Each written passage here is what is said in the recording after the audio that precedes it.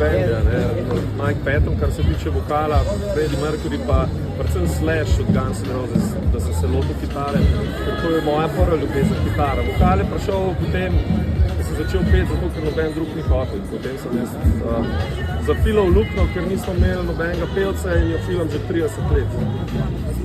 Ja. Ne spomnim se samo, da smo se en dan dobili, sem bivši pevci šel takrat stran. Jaz sem mislil, da je to pač neka zgodba bolj muka in odmevnica, ampak evo, ti pa 35 let.